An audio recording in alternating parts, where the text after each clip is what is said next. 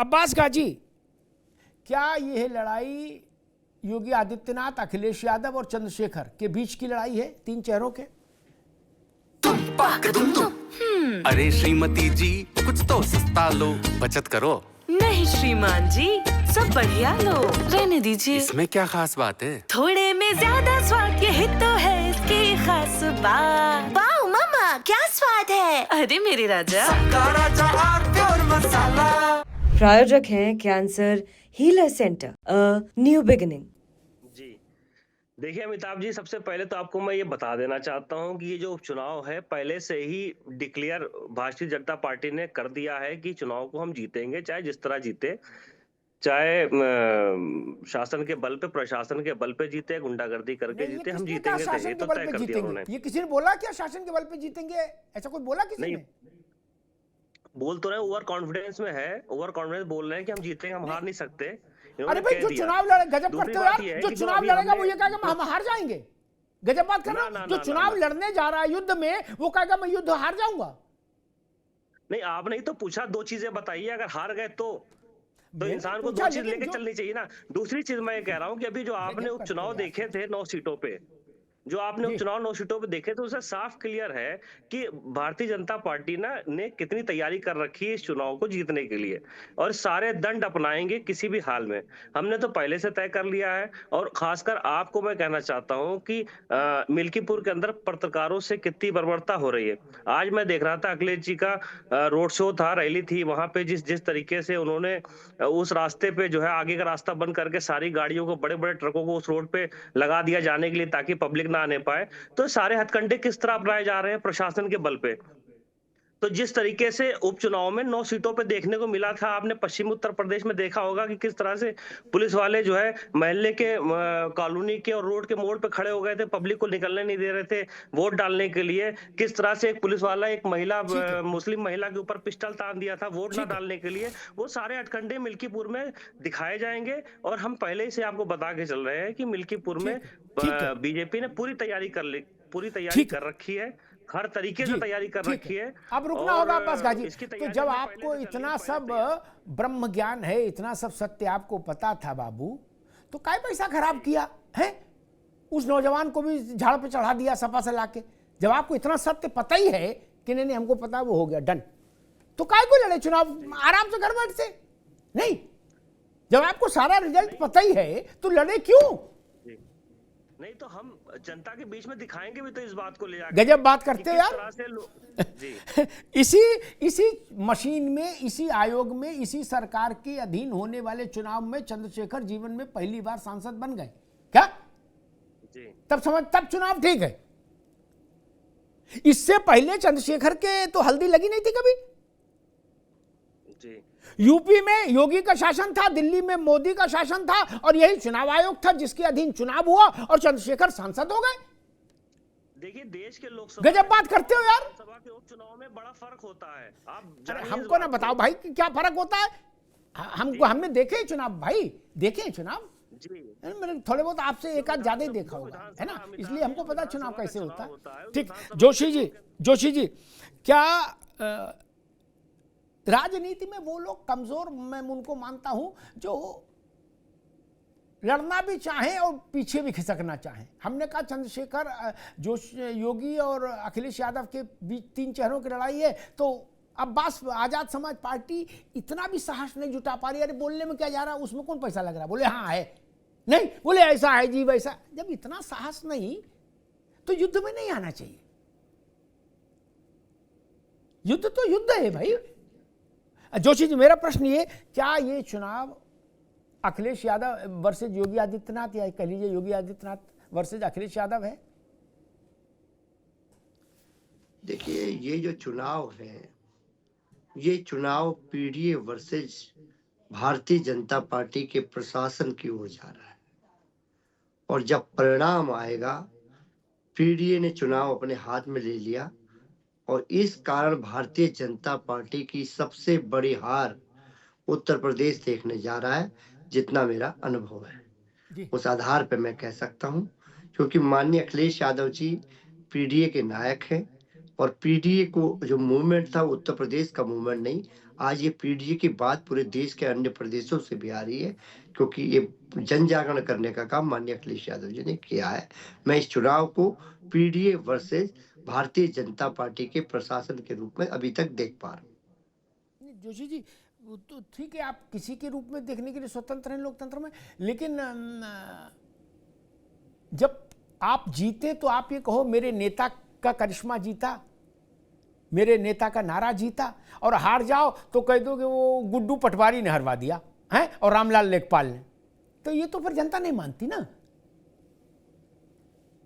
या तो आप सफल हुए या असफल हुए। नंबर आ गए मेरे इतिहास में तो मैंने कहा मैं इतना काबिल था, मेरे नंबर आने थे। भूगोल में बोला मास्टर साहब लाल रंग की शर्ट पहन के आए थे, मेरा मूड ही खराब हो गया, मैं लिख ही नहीं पाया कॉपी में। तो जनता नहीं, घर वाले नहीं मानेंगे ना, वो कहेंगे बेवकूफ बना रहे हो। वैसे मैंने निवेदन किया, अगर जीत आपके अखिलेश यादव की है, अगर जीत उनके पीडीए के फॉर्मूले की है, तो पराजय भी वहीं जाएगी ना। वो आपके हमारे कहने से नहीं, वो तो अपने आप पराजय वहीं चली जाती है जोशी जी। और यही सिद्धांत भाजपा पर भी लागू होगा। देखिए अमिताभ जी, आपने कहा कि दृष्टिकोण अपना अपना है। आप भी पत्रकार हैं, देश के बड़े वरिष्ठ पत्रकार हैं, आपका दृष्टिकोण को हम नहीं बदल सकते, ऐसे हमारे दृष्टिकोण को आप नहीं बदल सकते। हमारा साफ कहना है जीत पीडीए की है, और अगर कोई परिणाम खिलाफ आता है तो हम उसका चर्चा करके फिर निष्कर्ष देंगे कि किस तरह से चुनाव को गड़बड़ हुआ। और हमें पूरा विश्वास है कि जो पीडीए समाज है वो एकजुट है, और निश्चित तौर पे आदरणीय योगी श्री की सबसे बड़ी हार ये उत्तर प्रदेश में होने जा रही है। रत्नाकर सिंह जी, वही प्रश्न आपसे, क्या ये चुनाव योगी वर्सेस अखिलेश है?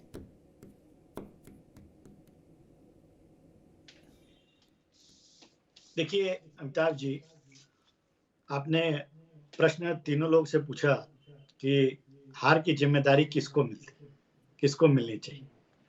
मैं उस पर ही पहले आना चाहता हूं और कहना चाहता हूं कि जनता जो है ना, मैच जीतने के बाद ताली जब कप्तान के लिए बजाती है तो गाली भी कप्तान को ही देती है। ये जिम्मेदारी अपनी समझे या ना समझे, ठीक है, लेकिन भारतीय जनता पार्टी एक संगठनात्मक पार्टी है, और अगर जैसा कि कहीं पे संयोग या योग नहीं दिख रहा है कि हम हारने वाले हैं वहां पे, क्योंकि पिछला उपचुनाव में 80% जो है स्ट्राइक रेट रहा है, और वो आत्मविश्वास है हमारे अंदर, अति आत्मविश्वास नहीं है, वो आत्मविश्वास है हमारे अंदर कि हम ये चुनाव भी जीतने वाले हैं। लेकिन अगर हार गए 1% भी अगर वहां पे हारते हैं, तो संगठन ने जिन जिन लोगों को जिम्मेदारी दिया है उस मिल्कीपुर चुनाव जीतने के लिए, वो जिम्मेदारी को सहर्ष स्वीकार करेंगे और हार के कारणों की समीक्षा जरूर करेंगे, और इस तरह की गलती जो भविष्य में ना हो उसके लिए बहुत सारी मीटिंग, समीक्षाएं और रणनीति तैयार होती है।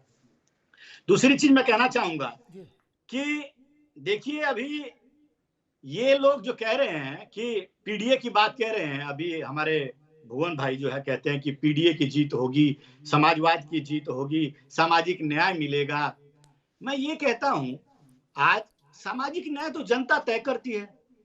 हमने क्या किया है इस राज्य के लिए, योगी जी ने, मोदी जी ने अपनी नीतियों से कितना कल्याण किया है, वो तो जनता देख रही है और जनता ही तय करती है, और पिछले उपचुनाव में भी तय किया। आपने क्या किया है भाई इस राज्य के लिए, उत्तर प्रदेश के लिए, वो भी जनता तो देखी है, भुक्त भोगी रही है। जनता ने देखा है कि किस तरह से कार सेवकों के ऊपर आपने गोलियां चलवाई है। जनता ने यह भी देखा है कि किस तरह से आतंकियों को आपने क्लीन चिट दिया है। जनता ने यह भी देखा है कि असद जो इतना बड़ा दुर्दांत अपराधी था, उसके इनकाउंटर पे घड़ियाली आंसू जो है किसने वोट की राजनीति के लिए बहाए। जनता ने यह भी देखा मंगेश यादव जो लुटेरा था, जिसको सीसीटीवी वीडियो फुटेज में सब लोग देख रहे हैं, उसके लिए जातिवाद के कार्ड खोलने का काम किसने किया, राजनीति करने का काम किसने किया, मुख्तार अंसारी के यहाँ जाकर फातिया पढ़ने का काम किसने किया। जनता तो ये भी देखती है ना अमिताभ जी। तो जनता यह जानती है कि यह चुनाव जो है वह देश हित के लिए, जनहित के लिए कौन लड़ रहा है, और यह चुनाव जो है वो पार्टी हित के लिए और वोटरों के लुभाने के लिए कौन लड़ रहा है, पीडीए के लिए, पारिवारिक डेवलपमेंट एजेंसी के लिए कौन लड़ रहा है, ये जनता देखती है और जानती है, उसी के हिसाब से आशीर्वाद देती है, और इस बार भी भरपूर आशीर्वाद मिलेगा। कुंदर जी ने आपने कभी उम्मीद किया था? जोशी जी रिस्पॉन्ड करना चाहेंगे? जी जी जी देखिए, अभी हमारे साथी रत्नाकर सिंह जी अपने उपचुनाव की जीत का बता रहे थे। अभी ज्यादा समय नहीं हुआ है, लोकसभा का चुनाव भी हुआ था। आपको आधा करने का काम, और आज ये जो बैसाखी पे आप लटके फिरे हैं, आपको बिहार और आंध्र प्रदेश की जो जरूरत पड़ी है, और नॉन बायोलॉजिकल से बायोलॉजिकल प्रधानमंत्री हुए हैं, तो केवल माननीय अखिलेश यादव जी की बदौलत हुए हैं, समाजवादी पार्टी की बदौलत हुए, वरना नॉन बायोलॉजिकल हो गए और अब बोलने लग गए कि मैं बायोलॉजिकल हूँ। ये आपके माननीय प्रधानमंत्री जी के शब्द है, पूरे देश ने देखने का काम करा है। और जनता का जो आशीर्वाद जब मिलता है उसको भी मानना चाहिए। और प्रशासन की बात को हमारी मत मानिए आप, हमारे जितने साथी हैं सभी ने एक सुर में कहा कि आज किस तरह का माहौल है, गाड़ियों का डाइवर्सन बदला जा रहा है, कैसे भीड़ ना आ जाए इस दिशा में लग रही है। प्रशासन इस दिशा में बंदूक तानेगा अल्पसंख्यक महिलाओं पर, क्या वो चित्र देश से छुप जाएंगे? देश से छुपेंगे नहीं। सत्ताएं आती जाती रहती हैं, लेकिन जनता जवाब देती है। ठीक ठीक। अच्छा 30 सेकेंड रत्नाकर जी, सिर्फ 30 सेकेंड। दो चीज कहना चाहूंगा। पहली चीज की ये जो लोकसभा के चुनाव प्रचार की बात कर रहे थे और उसको जीतने की बात कर रहे थे, पहली चीज आप जीते नहीं है, हमारा जो है सीटें घटी है, जीते नहीं है पहली चीज। और वो भी आप लोगों के दुष्प्रचार से संविधान खतरे में है, आरक्षण खत्म कर दिया जाए, इसकी बदौलत आप लोकसभा में एक भ्रामक स्थिति जनता के बीच में पैदा कर लिए। और दूसरी चीज जो सबसे इंपॉर्टेंट है अमिताभ जी, ये बार बार वो तस्वीर का जिक्र कर रहे हैं कि एक पुलिस वाला जो है रिवॉल्वर लेकर औरत के ऊपर तान रहा है। उसके बगल में जो सीन चल रहा था उसके बारे में कोई जिक्र नहीं कर रहा है कि किस तरह से छत के ऊपर महिलाएं जो है चढ़ करके और पत्थरबाजी कर रही थी, पुलिस वालों के ऊपर पत्थर फेंक रही थी, और वह पुलिस वाले बेचारे जिनके पैर में भी चोट लगा था, घायल थे, वो वहां पे लॉ एंड ऑर्डर को कंट्रोल करने की कोशिश कर रहे थे। ये कोई जिक्र नहीं। ठीक, समय कम है। अरे श्रीमती जी कुछ तो सस्ता लो, बचत करो। नहीं श्रीमान जी, सब बढ़िया लो, रहने दीजिए। इसमें क्या खास बात है? थोड़े में ज्यादा स्वाद, यही तो है इसकी खास बात। वाओ मामा, क्या स्वाद है। अरे मेरे राजा।